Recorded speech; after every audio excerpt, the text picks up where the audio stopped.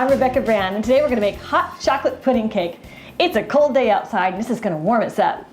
The ingredients for this dish are flour, sugar, cocoa powder, baking powder, salt, milk, butter, vanilla extract.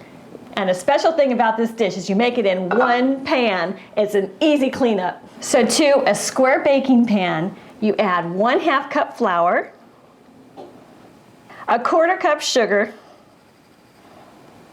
1 tablespoon of dry cocoa powder. This is the stuff that isn't sweetened. 1 teaspoon baking powder, and level it off. I love these little cans because on the top is that little leveler. Isn't that cool? That makes it really easy to get your quantities right. And 1/4 teaspoon salt. Now these are our dry ingredients. Let's mix them up. And the reason we mix them up is we want all that baking powder to get all mixed in with our flour, so it's evenly distributed in our dish. One of the best things about this dish is there is such a minimal cleanup. You're just making this dish right in that pan, so you can save your mixing bowls and all that and keep them clean elsewhere. You're also going to need some boiling water, so I've got my kettle going.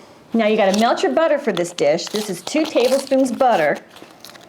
So I have a microwave. I like to do it in the microwave, but any way you melt your butter at your house works for me. 2 tablespoons in my house is 25 seconds in that microwave. Be careful, because when you take it out, it can be really hot. And if you overcook this, it's going to boil over. So go under the time rather than over the time, or you'll make a big mess in your microwave and waste all that butter.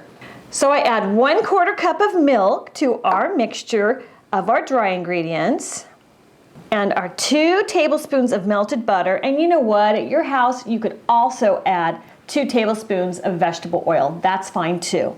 And we add 1 teaspoon of vanilla extract. Let's mix that up.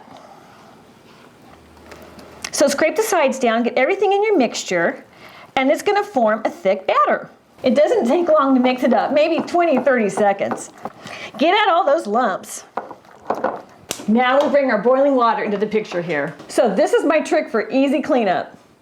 I pour 3/4 cup of boiling water into like a mixing cup or something that's larger.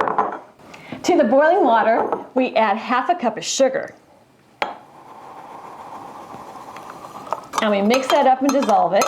And now let's add 2 tablespoons of that dry cocoa into the sugar and hot water mixture. Now this is going to dissolve that cocoa powder. There are essential oils in cocoa powder, and that comes out when you heat it. Mix that well and get all the lumps out. Oh my gosh, it smells so good. Now here comes the big magic trick. I'm going to level down the base of my batter. Now this is the pudding part, and I just make that flat. I want every little bite, so I take off whatever's sticking to my spoons. It's as easy as this. You pour that hot liquid onto the pudding part. This is the most amazing dish because this is going to become a beautiful thick sauce. Now my oven's on 350, so we're going to stick it in that preheated oven.